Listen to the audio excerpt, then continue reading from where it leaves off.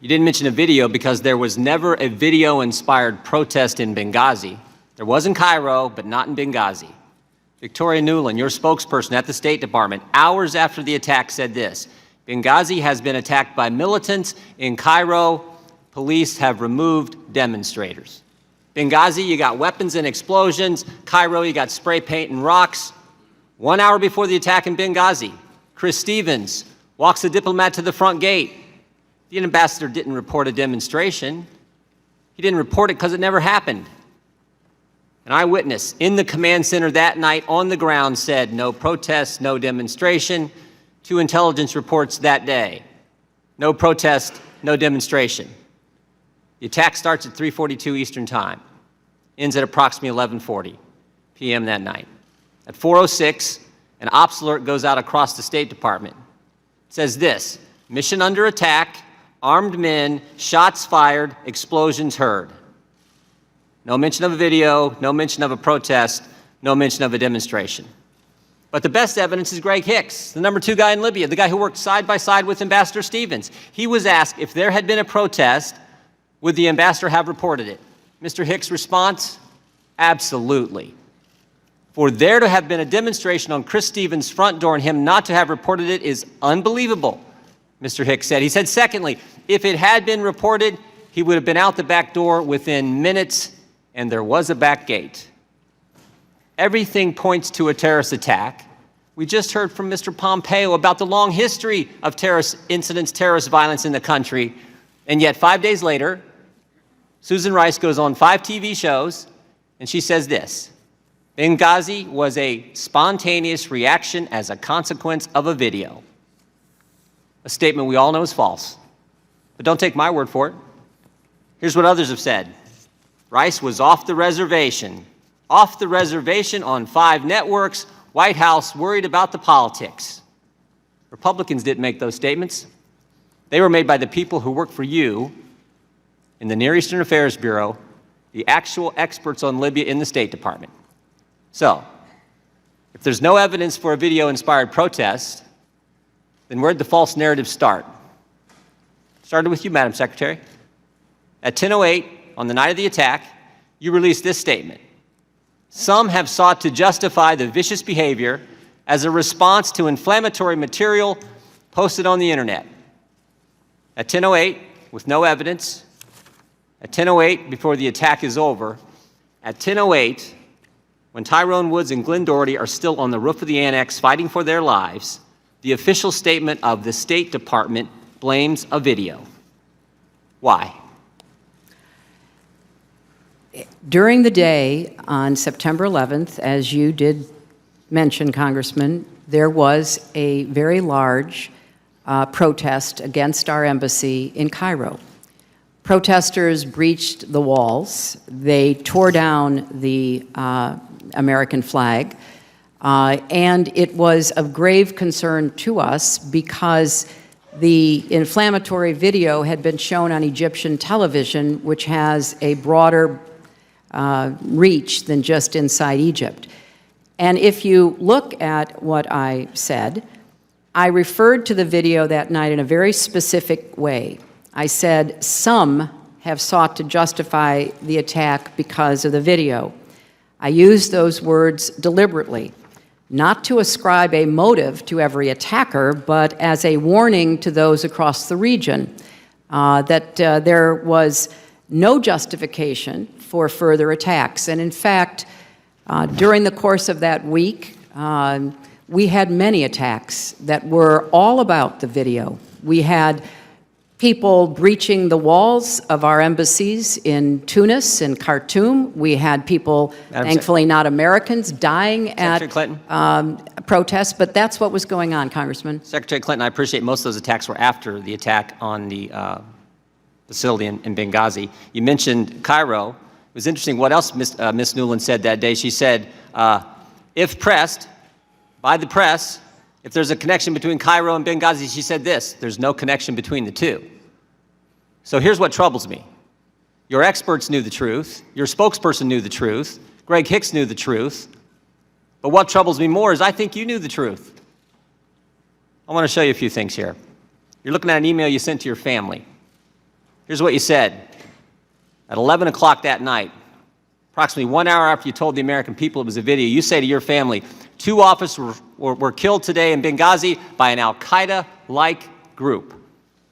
You tell the American people one thing, you tell your family an entirely different story. Also, on the night of the attack, you had a call with the president of Libya. Here's what you said to him. Ansar al-Sharia is claiming responsibility.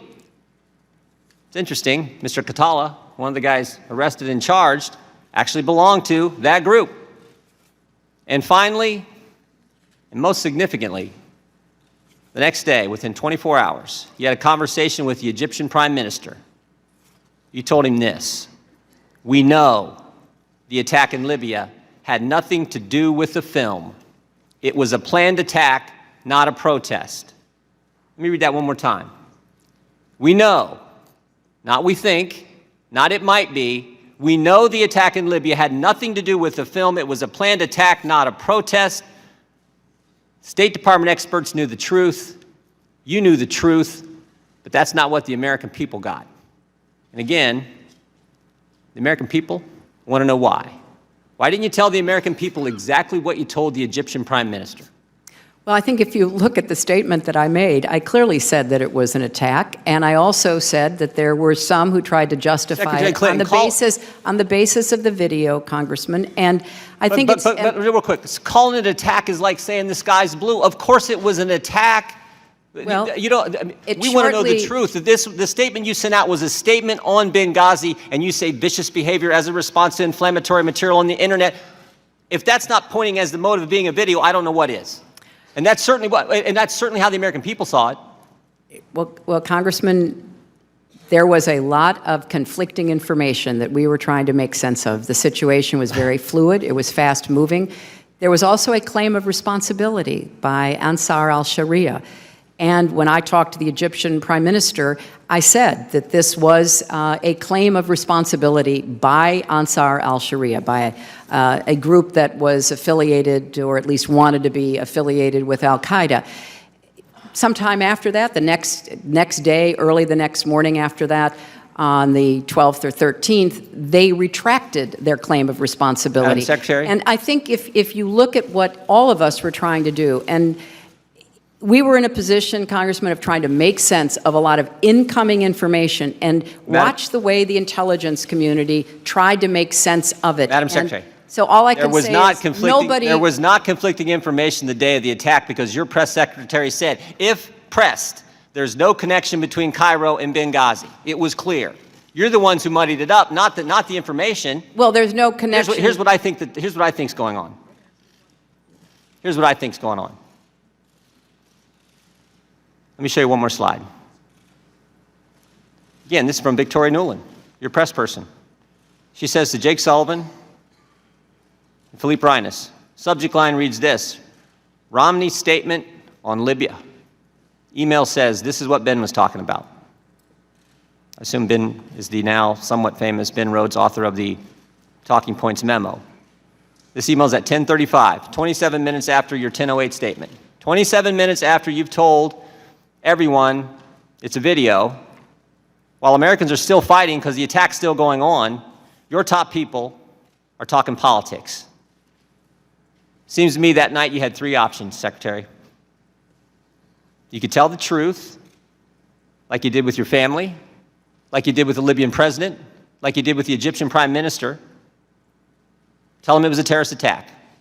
You could say, you know what, we're not quite sure.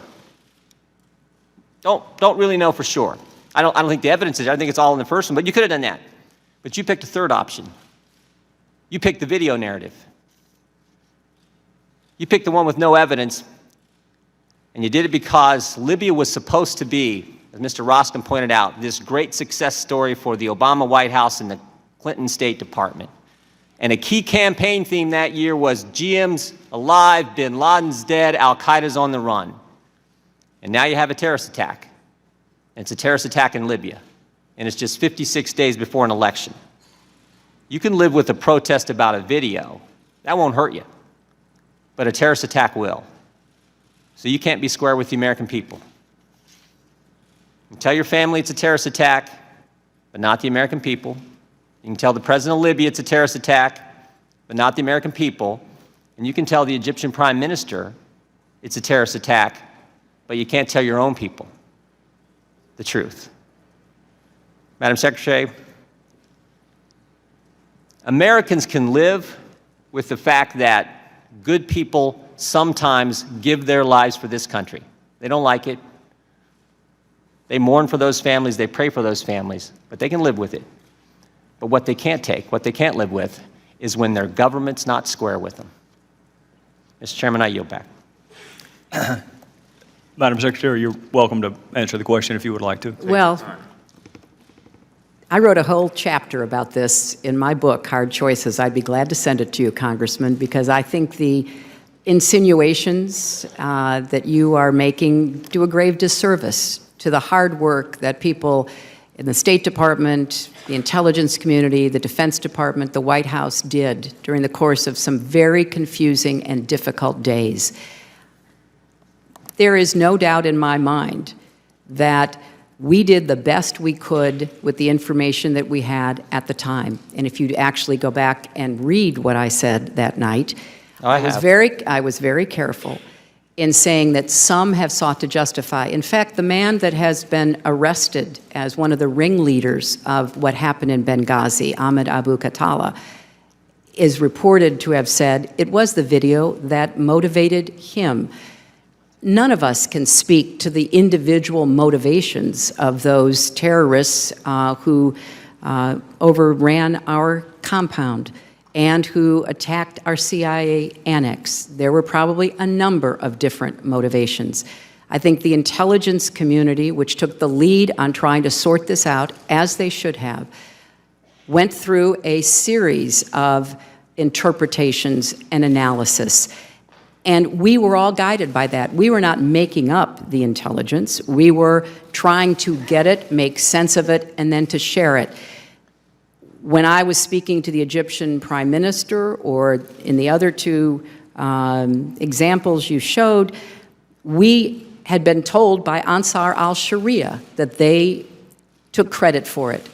It wasn't until about 24 or more hours later that they retracted taking credit for Secretary it. Clinton? We also knew, Congressman, because my responsibility was for what was happening throughout the region. I needed to be talking about the video because I needed to be putting other governments and other people on notice that we were not going to let them get away with attacking us as they did in Tunis, as they did in Khartoum. And in Tunis, there were thousands of demonstrators who were there only because of the video, breaching the walls of our embassy, burning down the American school. I was calling everybody in the Tunisian government I could get, and finally President Marzouki sent his presidential guard to break it up. There were example after example. That's what I was trying to do during those very desperate and difficult hours. If I could, Mr. Chairman, Secretary Clinton, you said my insinuation. I'm not insinuating anything. I'm reading what you said. Plain language. We know the attack in Libya had nothing to do with the film. That's as plain as it can get. That's vastly different than vicious behavior justified by internet material. Why didn't you just speak plain to the American people? I did. If you look at my statement, as opposed to what I was saying to the Egyptian prime minister, I did state clearly, and I said it again in more detail the next morning, as did the president. I'm sorry that it doesn't fit your narrative, Congressman. I can only tell you what the facts were. And the facts, as the Democratic members have pointed out in their most recent collection of them, support this process that was going on where the intelligence community was pulling together information. And it's very much harder to do it these days than it used to be because you have to monitor social media, for goodness sakes. That's where the Ansar al-Sharia claim was placed. I think the intelligence community did the best job they could, and we all did our best job to try to figure out what was going on and then to convey that to the American people. Gentleman's time has expired.